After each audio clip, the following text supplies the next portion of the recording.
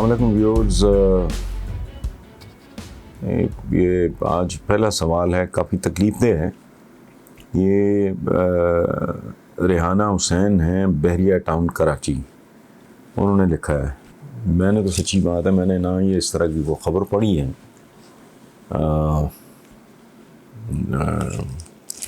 نہ میں نے ٹی وی پہ سنا ہے، لیکن بہرحال وہ لکھتی ہیں کہ ایک پاکستانی فراڈیے نے ارطغرل ڈرامہ کے ہیرو انگین الطان کو $5 لاکھ کا چونا لگا دیا ہے. پاکستان کے دورے پر آیا ترک اداکار طے شدہ رقم میں سے آدھے پیسے لے کر اپنے ملک ترکی لوٹ چکا ہے، مگر ترکی اور باقی دنیا والے پاکستان کے بارے میں کیا سوچتے ہوں گے؟ ریحانہ بی بی، یہ تو روزمرہ کی بات ہے. میں تو مذاق اڑاتا ہوں آپ کے بہت سے جو ملی نغمے شغمے ہیں، ہم زندہ قوم ہیں اور ایک پرچم کے سائے تلے ہم یوں ہیں اور وہ ہیں، خودی کا سر نہاں لا الہ الا اللہ، علامہ اقبال کی شاعری والی. میں تو موسٹلی اس طرح کی ملی ترانوں شرانوں کو میں تو ریڈیکیول کرتا ہوں، کیونکہ سوائے جھوٹ کے پلندے کے یہ کچھ بھی نہیں ہے. اور میں اس لیے اس کی دھجیاں اڑاتا ہوں اور اس کی نفی کرتا ہوں کہ میرے دل میں ایک بات ہے کہ جب تک تم خود کو دھوکہ دیتے رہو گے، اگر مجھے کوئی مرض ہے، کوئی مسئلہ ہے، میں پہلے تسلیم کروں تو پھر علاج کی نوبت آئے گی. ہم تو یہ ماننے کو تیار نہیں کہ یہ ابلیسیت کا شکار معاشرہ ہے. ہم زندہ قوم ہیں اور ہم یہ ہیں اور زندہ دلان ہیں اور پتہ نہیں کیا نانسنس، جس کا عملی زندگی کے ساتھ کوئی لینا دینا ہے ہی نہیں.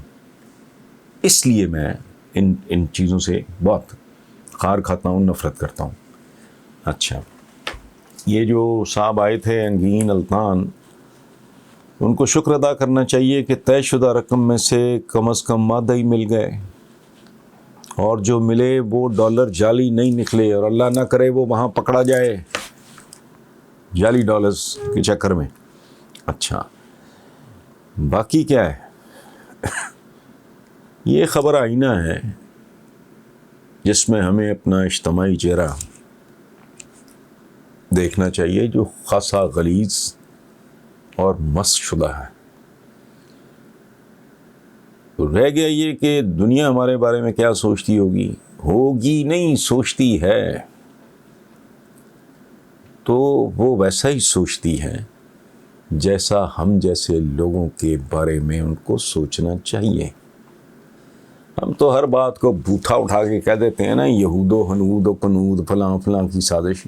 اپنے کرتوت تو دیکھو، کرتے کیا ہو، بیرون ملک پرفارمنس کیا ہے، وہاں کیسی کیسی حرکتیں یہ لوگ کرتے ہیں اندرون ملک. اور دیکھو ایک اور بات ہے کہ آپ کی جو 2 نمبر بدماشیاں ہے، یہ لفظ میں نے سالوں پہلے خبریں کے زمانے میں استعمال کیا تھا، جسے اشرافیہ کہتے ہیں.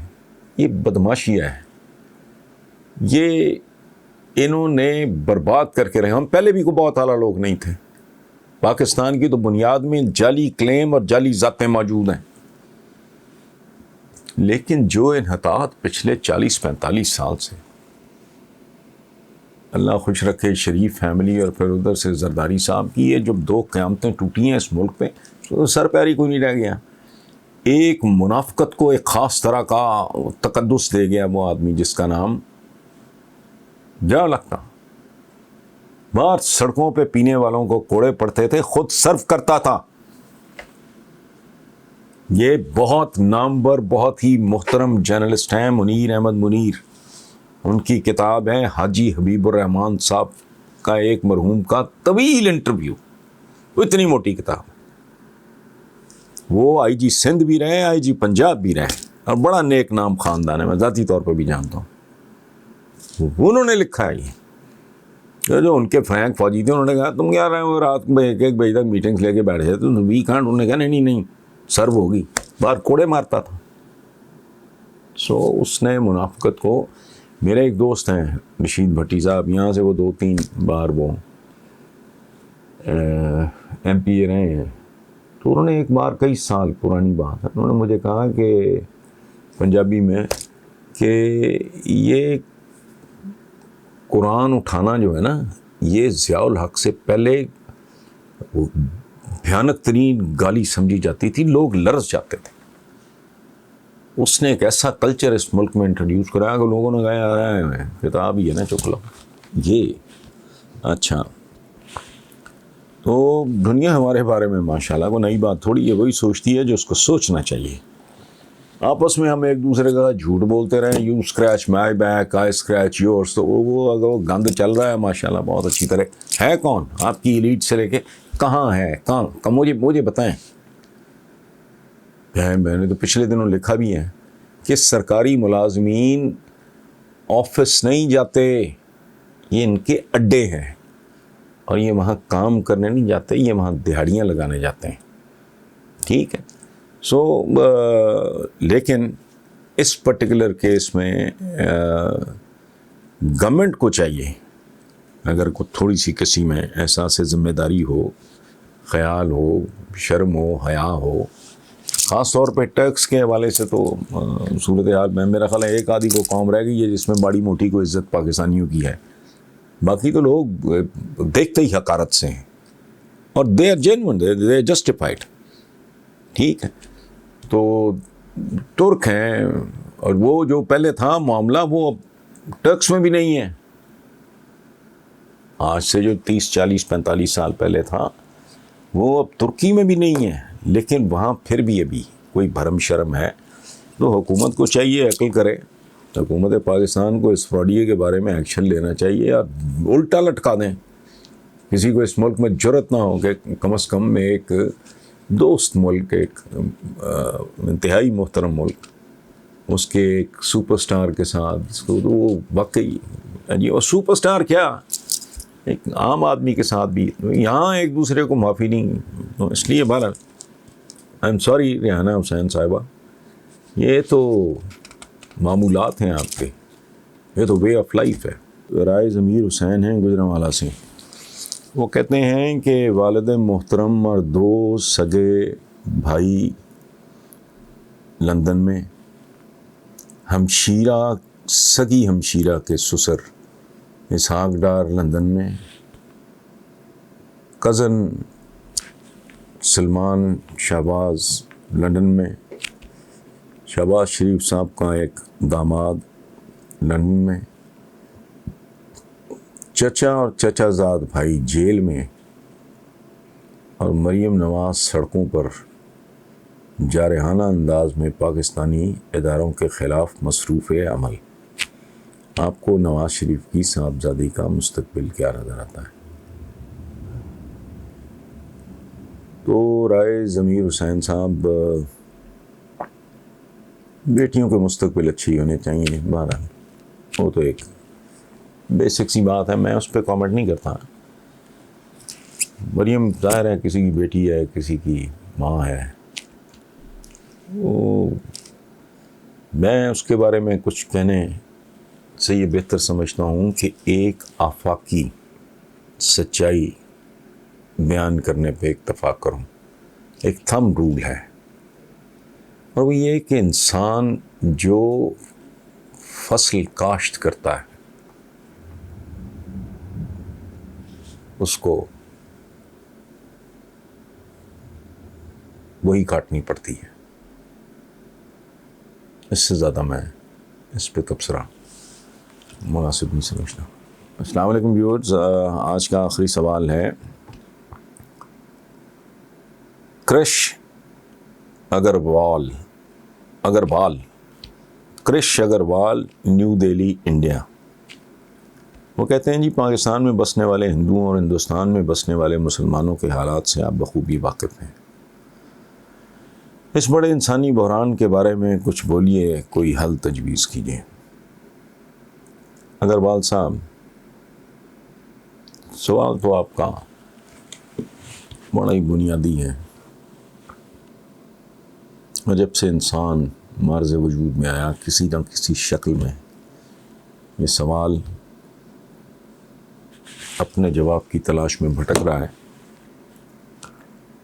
اس سے پہلے کہ میں آپ کے سوال پہ فوکس کروں، میں ایک بات آپ کے سامنے رکھنا چاہ رہا ہوں کہ آپ اپنے سوال کو تھوڑی دیر کے لیے بھول جائیں اور آپ مجھے یہ بتائیں کہ پاکستان میں ہندوؤں اور ہندوستان میں مسلمانوں کی حالت زار پہ دکھ کا اظہار کرنے سے پہلے کیا ہمیں اس بات پہ غور نہیں کرنا چاہیے کہ خود پاکستان میں کتنے مسلمان اور خود ہندوستان میں کتنے ہندو پاورٹی لائن پہ زندگی گزار رہے ہیں، یعنی زندگی کے نام پر بے موت مارے جا رہے ہیں. پاورٹی لائن پہ ایسا ہی ہے جیسے کوئی کیڑوں مکوڑوں کی طرح، حشرات و لرز کی طرح رینگ رہا ہو. بھول جائیں کہ پاکستان میں ہندوؤں کا اور ہندوستان میں مسلمانوں کے ساتھ اس کو علیحدہ کر دیں. ہندوستان میں خود ہندوؤں کی بھاری اکثریت کے ساتھ کیا ہو رہا ہے، اور پاکستان میں خود پاکستانیوں کی، مسلمانوں کی کروڑوں کی تعداد میں پاورٹی لائن پہ ہیں لوگ. کروڑوں بچے اسکولوں سے باہر ہیں. کس چیز میں ہمارے ملک جو ہیں وہ آپ کے ادھر کہتے ہیں ریپ کیپٹل، ہمارے ادھر بچوں کے ساتھ، چھوٹے معصوم بچوں کے ساتھ جو ظلم زیادتی کے جو کیسز ڈیلی رپورٹ ہو رہے ہیں تو گنے نہیں جاتے. تو یہ بھول جائیں. یہ تقسیم اب میں نے چھوڑ دی. پہلے میں اس طرح میں سوچتا تھا کہ بھئی ہندوستان میں مسلمانوں کا کیا حال ہے، یا چلیں یہاں پاکستان میں ہندوؤں کا. نہیں، مجھے بعد میں خیال آیا، عادت ہے چونکہ میں فارغ رہتا ہوں، میں سوشلائز نہیں کرتا، ملتا جلتا نہیں ہوں، تو ادھر ادھر کی الٹی سیدھی میں سوچتا رہتا ہوں. تو مجھے خیال آیا کہ یار بنیادی سوال تو بالکل ہی مختلف ہے. ہندوستان میں ہندوؤں کا کیا حال ہے، یہاں سے شروع کرو، اور پاکستان میں عام پاکستانیوں کے ساتھ کیا ہو رہا ہے، یہاں سے شروع کرو. میرا خیال ہے سارے سوالوں کے جواب مل جائیں گے. ہمیں، میرا خیال ہے، قدرت نے رائٹ آف کر دیا. Doctor Javed Iqbal, Toronto, Canada. بہت لمبا سوال ہے ان کا، تو میں بالکل اس کی سمری کہ جو 15 سال سے وہ کینیڈا میں ہیں، ڈاکٹر ہیں. وہ کہتے ہیں کہ میں بہت کڑتا ہوں، اور دکھ اس بات پہ ہوتا ہے کہ پاکستان میں چند گنتی کے، چند بھی نہیں، لوگ ہیں جو لوگوں میں کوئی شعور، کوئی احساس ذمہ داری اور انسانیت سازی یا انسان سازی وغیرہ کا احساس دلانے کی کوشش کر رہے ہیں. تو اس کے علاوہ وہاں کو بات ہی نہیں کرتا اس طرح کی. تو ڈاکٹر جاوید اقبال صاحب، بات تو آپ نے جو کی ہے وہ 100% درست ہے، اس میں تو کوئی دو رائے ہو نہیں سکتی. ایک بات میں آپ کی خدمت میں عرض کرنا چاہ رہا ہوں کہ میں بہت کم عمری میں آئی واز ناٹ ایون 40، جب سے میرا نا اسی طرح کی سوچ کے نا میرا ہائی بلڈ پریشر آج تک میری جان نہیں چھوٹی. ٹھیک ہے، صبح پہلی چیز جو میں اٹھتے ہی کانکور ہے ایک نیلی سی دوائی وہ کھاتا ہوں. یہ تو آپ بھی نا اس کو اپنا مسئلہ نہ بنائیں. جو آپ بنائیں، اب آپ نے جو لکھا ہے کہ اس سے بھی زیادہ پریشانی اس بات کی ہے کہ گنتی کے چند لوگوں کے علاوہ عوام کو شعور، یہ کچھ نہیں. پلیز آپ چلے گئے ایک اچھی مہذب انسانی معاشرے میں، تو آپ نہ کوڑا کریں. آپ کی زندگی آپ کی فیملی کے لیے، کچھ اور لوگوں کے لیے، آپ کے بچوں کے لیے بہت قیمتی ہوگی. تو ایک بنیادی بات آپ سن لیں، وہ یہ ہے کہ جن لوگوں کا سر سید احمد خان اور علامہ اقبال جیسے کچھ نہ بگاڑ سکے، باقی کیا بگاڑ لیں گے جی؟ آپ نے کہا ہے گنتی کے چند لوگ ہیں. اچھا، گنتی کے چند لوگ ہیں جی، اوکے، کہ 500 بھی ہو جائیں گے تو کیا ہو جائے گا؟ مسئلہ ہے ڈی این اے کا. آپ تو ڈاکٹر ہیں، اگلی بار کو دیں گے تو میں شاید کھول کے ہی بیان کر دوں جس کی تفصیل میں اگر میں جاؤں نا تو بہت سے لوگوں کو بہت مروڑ اٹھیں گے. ڈی این اے کا مسئلہ ہے، یہ ٹھیک ہونے والا کیس ہے ہی نہیں، اور اگر ہونا ہے تو وہ مجھے اس لیے ہوتا دکھائی نہیں دے رہا کہ اس کے لیے بڑا مرد اہم چاہیے کوئی. یہ جس طرح کے ہمارے ہیں لگے پھرتے ہیں، یہ قانونی موشگافیاں اور آئین ہے، قانون ہے، عدالتیں ہیں، فلانا ہے، ٹمکانا ہے، ان کے ہوتے ہوئے جو کچھ ہو رہا ہے وہ کوئی نئی بات نہیں ہے. میں آئین کی کتاب میرے پاس پڑھی ہے، میں سوچتا ہوتا ہوں کہ کس کتاب کا تم حوالہ دے رہے ہو.